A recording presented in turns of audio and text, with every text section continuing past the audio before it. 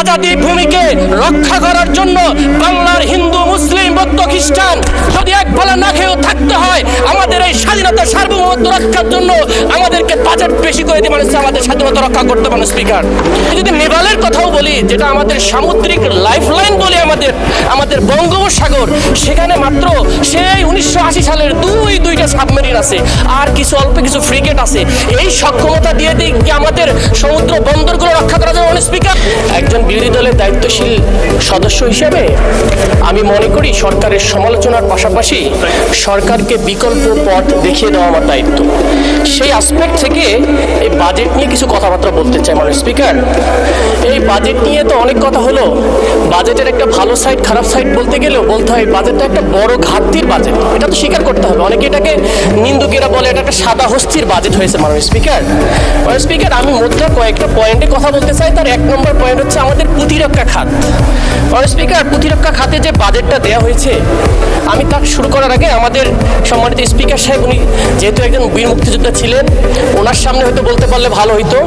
শুধু এইটুকু বলি, এটা আমার একটা ধৃষ্টতা যে ওনার মতো একজন ব্যক্তির সামনে কথা বলতে পারতাম।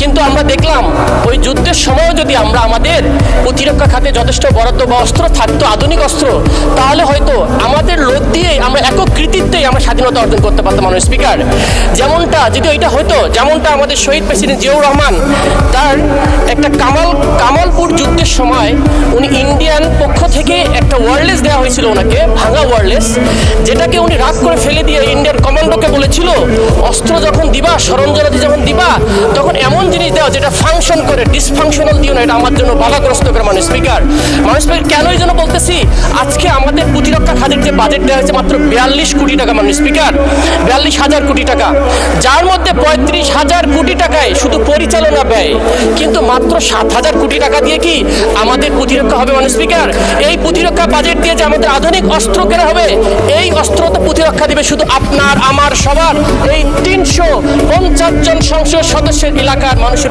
প্রতিরক্ষা দেবে। স্পিকার, যেখানে আমাদের প্রতিদিন আমাদেরকে বিভিন্ন বর্ডার থেকে হুমকি দেওয়া হচ্ছে, আমার পঞ্চগড়ের বর্ডারে দখল করে নেওয়া হবে, আমার চিকেন নেক থেকে দখল করে নেওয়া হবে, আমার দক্ষিণের ফেনী সীমান্ত থেকে দখল করে নেওয়া হবে, আমার রংপুর বিভাগের আমাদের হিলি বর্ডারে, আমাদের দিনাজপুর অঞ্চলে, স্পিকার, পলাশবাড়ির গাইবান্ধা, আমার কুড়িগ্রাম, সর্বমহল থেকে যখন আমার কাছে থ্রেটেন আসে, রাষ্ট্রীয় সভরেন্টি সিকিউরিটি যখন আমার থ্রেট, স্পিকার, তখন এই বাজেট দিয়ে আমাদের প্রতিরক্ষা খাত বরাদ্দ হয়নি। স্পিকার, আমি যদি এই দিকেও তাকাই, স্পিকার, আমাদের মায়ানমার সাইডে যুদ্ধ চলমান। স্পিকার, সেখানেও আমাদের ফ্রন্টে চলমান রয়েছে।